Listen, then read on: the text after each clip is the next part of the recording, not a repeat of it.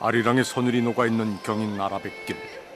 180일이 넘는 긴 시간 동안 이곳에 흐르고 있었던 건 다름 아닌 간절함이었습니다.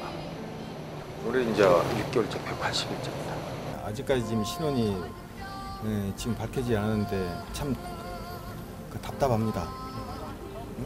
정말 잔인하고 안타까운 사건이다. 피해자를 꼭 찾고 범인을 반드시 검거하고 싶다. 깊고 막막한 길 위에서 인천 계양경찰서 형사들이 쫓고 있는 것은 두 가지. 그것은 바로 몹시도 잔혹한 죽음을 맞은 한 사람의 이름과 무척이나 끔찍한 범죄를 저지른 한 사람의 얼굴입니다. 그 시작부터 예사롭지 않았다는 기이한 사건은 2020년 5월 29일 이상하리 많지 세찬 바람과 함께 찾아왔습니다. 평소처럼 수로를 마주하며 산책을 즐기던 남씨가 발걸음을 멈춘 건 물 위에서 한 번도 본 적 없는 묘한 물체를 발견했기 때문이었습니다. 물가를 보고 이렇게 걷고 있는데 이렇게 하얀 게 한 50cm 정도 되는 게 이렇게 있더라고요, 물에. 그래서 저게 뭐지 그랬는데 아, 저거 마네킹 뭐 이렇게 부러진 건가 보다. 처음에 그렇게 봤어요. 모두의 눈을 의심하게 했다는 그것은 놀랍게도 사람의 다리였습니다. 예사 사건의 아님을 직감한 경찰은 더 남아있을지 모르는 변사자의 흔적을 찾기 위해 헬기까지 동원해 산책로, 비탈길 등 아라뱃길 곳곳을 샅샅이 흩는가 하면은 잠수 요원들의 도움으로 수중 수색까지 이어갔다고 합니다. 무려 1,600여 명의 인원이 절실한 마음으로 수색을 한 지 9일째 1차 시신 발견 장소에서 4.1km 떨어진 규련대교 아래에서 또 다른 단서가 발견됩니다. 큰 배를 이용해가지고 해경배도 동원해가지고 물 뒤집개는 과정에서 아마 떠올랐던 것으로 그렇게 추정이 되는데 인위적으로 파도를 만들어 강바닥에 가라앉아 있을지 모를 단서를 떠오르게 하는 과정에서 돌 위까지 밀려온 것으로 보이는 다리는 오른쪽 부위. 국과수 분석 결과 9일 간격으로 발견된 두 다리는 동일인의 것으로 확인됐습니다. 그런데 일단은 여성, 그다음에 혈액형이 B형, 그것만 확인됐습니다. 의심 가는 사람이라든가 그 불빛, 그 차량, 정차한 차량 위주로 분석을 하고 또 의심되는 건 추적을 해서 또 확인을 했거든요. 용의자라든가 그런 사람은 아직까지 확인을 못했습니다. 피해 여성의 죽음이 이대로 미궁에 빠지는 듯 보였던 그 무렵 계양경찰서에는 또 다른 토막 시신에 관한 신고가 접수됐습니다. 시신이 발견된 장소는 더 이상 강이 아니었습니다. 아라뱃길에서 3km 떨어진 곳에 위치한 인천 계양구 계양산 자락. 이 근처에서 오래 살아 누구보다 산길을 잘 안다는 그가 이곳을 찾은 것은 본격적인 더위가 시작됐던 지난 7월 9일이었다고 합니다. 등산객들의 발길이 닿지 않는 산비탈 아래에서 영지버섯을 캐고 있었다는 이씨. 그런데 유난히 하얀 무언가가 눈에 들어왔다고 합니다. 처음에는 곰 같은 게 어디에 얼른 보이니까 뭔가 하고 보니까 이 사람 머리에 유골이라서 예. 그것은 더운 날씨에 이미 백골이 된 누군가의 두개골과 몸통 시신. 더욱 충격적인 사실이 드러난 것은 국과수 유전자 감식을 통해서였습니다. 계양산에서 발견된 백골 시신과 앞서 아라뱃길에서 발견된 다리 시신이 모두 한 사람의 것으로 밝혀진 겁니다. 끔찍한 강력 사건의 서막은 이렇게 올랐습니다. 숨진 여성은 대체 누구이며 왜 이토록 잔혹한 죽음을 맞아야 했던 걸까? 범인이 계양산에 두고 간 시신에는 결정적인 단서가 남아 있었습니다. 바로 숨진 이의 두개골이었습니다. 이를 토대로 변사자의 생전 얼굴을 복원한 국립과학수사연구원의 이원준 법의관. 컴퓨터 단층 촬영을 통해 3D 입체 모델로 만든 두개골에 과학적으로 분석된 눈, 코, 입, 눈썹의 위치를 배치합니다. 그 뒤 같은 연령대 사람들이 가진 신체 기준의 근거에 피부를 붙이면 생전 얼굴을 복원할 수 있다는 겁니다. 그리고 이것이 아라뱃길에서 숨진 B형 혈액형을 가진 여성의 얼굴입니다. 숨진 여성의 머리와 몸통이 발견된 장소는 생태 터널 옆 샛길로 진입할 수 있는 계양산의 한 능선 자락입니다. 범인은 도로에서부터 3분 정도를 걸어 올라온 뒤 등산로에서는 내려다 보이지 않는 경사 50도의 비탈 아래에 시신을 유기했습니다. 조금 이쪽에서 지리를 아는 사람이 이런 일을 하지 않았을까. 여기 이렇게 되면 여기 사람 지나가지도 않잖아요. 여기는 능선을 타도 여기를 지나가지. 모르는 사람은 절대 올 수 없다는 인적이 뜸한 장소. 이 씨의 말은 사실일까? 우린 마을 사람들의 얘기를 좀 더 들어보기로 했습니다. 말씀 좀 여쭤볼게요. 어차피 이 동네 사람은 아닐 것이고 뭐 이 근처에 사는 사람도 아닐 것이고 제가 봤을 때는 이 지리를 조금 어느 정도는 아는 사람이었겠죠. 그 김포나 저쪽 아라뱃길 그쪽에서 이제 여기 시내로 들어오는데 차가 밀리니까 샛길로 산 넘어서 이렇게 오는 거 그런 차들이 많죠. 출퇴근 시간에는. 다시 말해 이 생태 터널은 경기도 김포나 인천 서구에서 계양구 시내를 오가는 주 도로가 막힐 때 찾는 우회 도로라는 겁니다.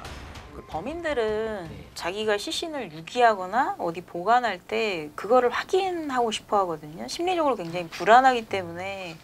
그래서 본인이 자주 보고 자주 가고 확인할 수 있는 곳에 시신을 유기했을 가능성이 있다고 생각하는 거죠. 그렇기 때문에 이 터널, 이 주변을 아는 사람, 그리고 자주 다녔던 사람. 범인은 계양산 근처 지리에 익숙하고 아라뱃길과 생태터널을 지나다닐 가능성이 높은 곳에 거주하며 평소 인적이 드문 이곳을 눈여겨봐뒀던 사람이라는 겁니다. 그리고 어쩌면 지금도 여전히 출퇴근 시간에 이 길을 오가고 있을지도 모릅니다. 한 여성을 숨지게 한 살인자. 그의 정체에 관한 단서는 사실 이뿐만이 아닙니다. 범인이 계양산 자락에 유기한 변사자의 시신에는 몹시도 의아한 흔적이 남아 있었습니다. 두개골이나 턱에 어떠한 굴절이나 외상도 없었던 피해 여성. 그녀에게 남아있는 치아는 단 3개뿐이었습니다. 계양산 중턱에서 발견된 사체에서 이제 다행히 뭐 치과 치료 흔적이 있어가지고 치아가 27번 금 인레이, 그다음에 이제 하악 쪽 보면 37번, 46번 있는데 그게 이제 그러니까 레진 치료를 한 흔적이 있습니다. 숨진 여성의 엑스레이를 살피던 전문가는 치아에 남아있는 또 다른 흔적에 주목합니다. 이게 44번이고 여기가 35번이거든요. 근데 지금 빠져있는 게 깨끗이 빠져있단 말이죠. 뿌리가 안 보여요. 중간에서 부러질 가능성이 높은데 그거는 치아가 통째로 빠졌다는 소리거든요. 아랫니 양쪽에 작은 어금니가 뿌리채 말끔하게 빠져있다는 겁니다. 치과에서 이 치아를 뽑는 건 어떤 경우일까? 우측은 제1 소구치를 발치를 했고 좌측은 제2 소구치를 발치를 했는데요. 보통 교정 치료를 할 때 하악이 좌측으로 변이된 경우에는 이런 식으로 발치를 하는 경우가 많이 있습니다. 하지만 그녀의 시신에 남은 흔적에는 풀리지 않는 의문이 더 있습니다. 치아가 뿌리째 뽑힌 흔적은 위쪽 송곳니에도 남아 있었기 때문입니다. 그러니까 송곳니는 흔히 얘기하는 그 뼛속에 있는 송곳니도 끄집어내려서 쓰게 하거든요, 저희가. 예, 그럴 정도로 오래 쓰는 걸 생각을 해서 하기 때문에 송곳니를 뽑는 거는 뭐 간혹가다 있을 수는 있지만 없습니다. 저는 여태까지 한 번도 없었어요. 적어도 윗니가 빠진 것은 치아 교정과 무관해 보입니다. 그렇다면 송곳니는 어떤 이유로 사라져버린 걸까? 넘어지거나 누구한테 싸움을 하다 맞아서 이렇게 송곳니가 빠져서 오는 경우가 있나요? 그렇게 송곳니만 부딪히기도 어렵고 송곳니는 뿌리도 제일 길고 튼튼하고 해서 송곳니만 빠지는 경우는 드물어요. 저는 아직 보지 못했어요. 여전히 왜 3개의 치아가 뽑혔는지는 의문으로 남아있는 상황. 언제 3개의 치아가 뽑혔는지를 알면 복잡한 퍼즐의 힌트가 될 수도 있습니다. 가장 자연 탈락이 잘 되는 치아가 앞니입니다. 앞니가 다 남아있을 정도의 부패 상태인데 소구치가 뭐 이렇게 작은 어금니가 자연스럽게 탈락을 했다. 이렇게 보는 건 쉽지 않죠. 앞니보다 뿌리가 길고 두꺼운 송곳니와 어금니가 부패로 인해 자연히 빠졌을 가능성은 낮아 보인다는 정 교수. 그 근거는 숨진 이의 잇몸에도 고스란히 남아있다고 합니다. 뼈는 살아있는 조직이고 어떤 뼈에 손상이 생기면 우리 뼈는 바로 어떤 치유 과정을 시작을 하거든요. 이게 이렇게 점점 메워지는 겁니다. 이거는 뽑은 지가 좀 얼마 안 된 거고 이 부분은 뽑은 지가 더 오래된 거죠. 그렇기 때문에 완전히 메워져 있죠. 피해자 시신에서 보이는 경우는 전혀 어떤 치유 과정이 시작된 흔적이 없습니다. 그 말인즉슨 이 손상이 생긴 다음에 치유 과정이 시작될 만한 시간적인 여유가 없었다는 거거든요. 그렇기 때문에 사망 당시 아니면 사후에 탈락된 겁니다. 그날 하필이면 발치를 했는데 그날 사망을 했다. 그거는 가능하죠. 아마도 피해 여성이 숨지기 직전 혹은 사망 직후 범인으로부터 뭔가 인위적인 외력이 있었고 그로 인해 치아 세개가 뿌리채 빠진 것으로 보인다는 겁니다. 실제로 앞서 언급했던 두개골에는 외상이 없는 상황에서 남아있는 피해자의 치아는 3개, 나머지는 모두 훼손돼 있었습니다. 치아 부분만 놓고 봤을 때는 자연스럽지 않다. 전혀 자연스럽지 않다. 이런 사건들은 극히 이례적인, 제가 이 분야에 거의 40년 가까이 종사하는데 처음입니다. 전문가들마저 처음 본다는 기이한 시신. 대체 범인은 왜 피해자의 치아를 훼손했던 걸까? 참 안타깝네. 치아를 왜 저렇게 다 부러뜨렸을까? 치아를 다 저렇게 했다는 소리는 처음 들었거든요. 피디님도 들어보신 적 있었어요? 치아 지금 처음이에요. 그렇죠. 그것은 많은 이들이 공통적으로 품은 의문이었습니다. 다 제거를 해야 될 이유가 있어야 되니까. 그렇다 그러면은 교정 치료를 하고 있거나. 저는 그 사진 보면 그게 딱 그 자리거든요. 거기가 딱 장치 붙이는 자리. 그러니까 이게 하나하나씩 떼기가 힘드니까 한꺼번에 제거하려고 했고 뒤쪽에서는 부러뜨리지 못하고 어떻게 하다 장치만 뗀 거죠.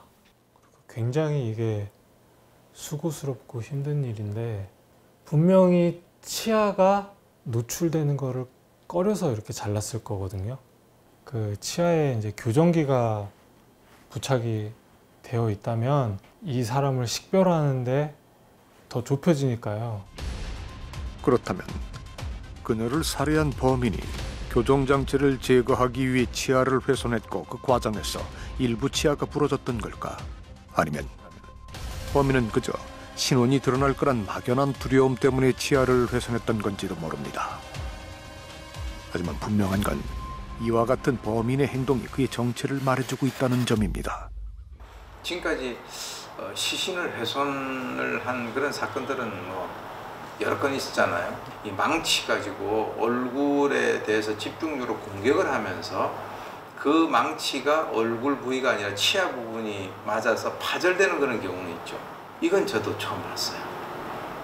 그러니까 굉장히 힘들고 어려운 작업을 본인이 선택을 한 것이라는 거죠. 우리 인체 조직 중에서 이 치아가 제일 단단하거든요. 단단하고 여기 보시면은 이 간격이 얼마나 좁습니까? 네. 이 치아랑 뿌리 쪽에 딱 맞춘다는 게 쉽지가 않아요. 예리한 전동 공구를 사용한 흔적이 분명한 것 같습니다. 전기를 이용한 절단기구 사용에 좀 능숙한 사람. 아마도 범인은 자신의 안전함을 느끼는 공간에서 자신의 손에 익은 장비로 치아를 훼손했을 겁니다. 머리뼈나 턱뼈를 직접적으로 손댈 수는 없지만 20여 개가 넘는 치아를 훼손할 수 있으며 지나간 흔적을 남길 수 있는 그것은 대체 뭘까?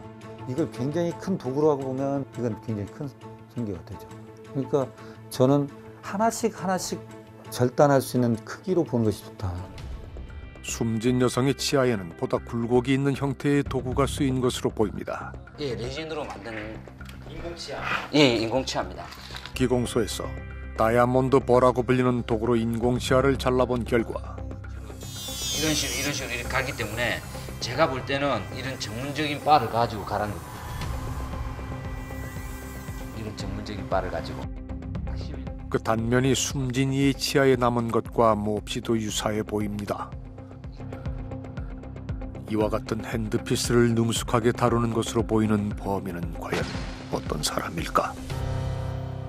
만약에 치과 의사였다고 한다면 이를 잘라야겠다고 마음을 먹었다면 뭐 치아를 그냥 차라리 발차는 게 훨씬 쉽습니다. 그냥 일반인은 아닐 것 같고요. 뭐 어떤 직업적인 핸드피스를 다룰 줄 아는 특수성이 있는 사람이지 않을까. 사실 핸드피스가 사용되는 곳은 치과만이 아닙니다. 끼워서 사용하는 버의 종류만 해도 용도에 따라 수백 개에 달하는 핸드피스는 세공이나 공예, 조각과 같은 정교하고 섬세한 작업에도 일반적으로 쓰이고 있기 때문입니다. 공예를 하시는 분들이나 아니면은 취미 생활 중에 이렇게 프라모델이나 피규어 같은 걸 하시는 분들도 이런 걸 가지고 계시거든요. 일반인들이라면은 어떻게 생각할지, 일반인들은 제 생각에는 그냥 이렇게 치아를 그냥 아예 부러뜨리지 않을까요? 결국은 범인이 가장 흔적을 지우려고 노력한 부분이야말로 그 범인에 대해서 가장 많은 것을 말해주는 부분이라고 생각이 되거든요. 치아 훼손에 이 정도의 시간과 노력을 들였다라는 것은 이 치아라는 것이 갖는, 범인에게 갖는 의미가 일반 사람들과는 매우 다르다는 거죠. 피해자의 신원을 밝혀줄 신체와 유류품이 끝끝내 드러나지 않은 상황에서 전문가는 그가 범행의 은폐에 무척이나 공을 들인 듯 보인다고 지적합니다. 그리고 바로 그 점은 범인에 대한 또 다른 정보를 말해준다고 합니다. 이 범인은 굉장히 이 여성의 신원이 밝혀지는 것을 두려워한다는 거죠. 그건 뭐냐면 이 사람 신원 밝혀지면 바로 나한테 혐의점이 들어온다. 그냥 길가에 지나가다가 시비가 붙었는데 그 사람을 살해하고 난 뒤에 저런 행동은 하지 않는다는 거죠.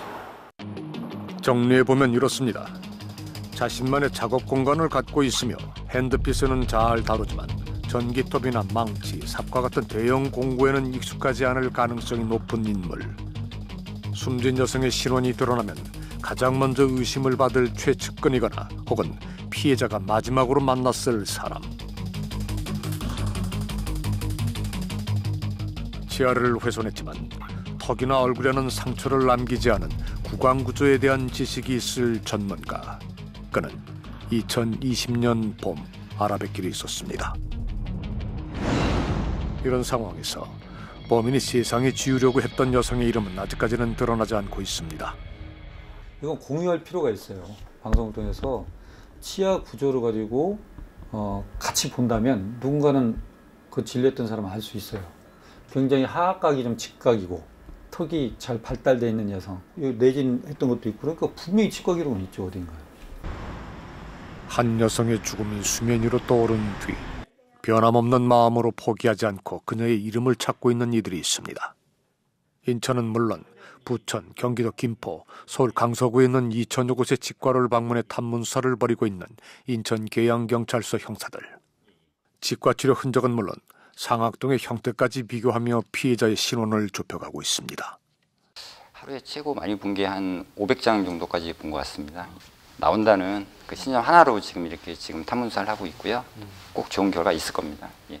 그렇게 믿고 수사를 하고 있습니다. 예. 강에서 발견되고 산에서 발견되고 그런 걸 봤을 때는 피해자가 자기의 어떤 신원을 이렇게 밝혀주기를 간곡히 원하고 있는 것 같다. 국민들이 이 프로그램을 보고 피해자 신원과 유사한 사람들을 갖다가 제보를 해주면 우리 경찰에서 수사를 해서 반드시 피해자의 억울함을 달래주고 범인을 검거하고 사건을 해결하도록 하겠습니다. 30대에서 40대 초반의 나이, 160에서 167cm의 키에 2020년 3월에서 5월경 갑자기 연락이 끊긴 혈액형 B형인 여성을 알고 계신 분들의 연락을 기다립니다.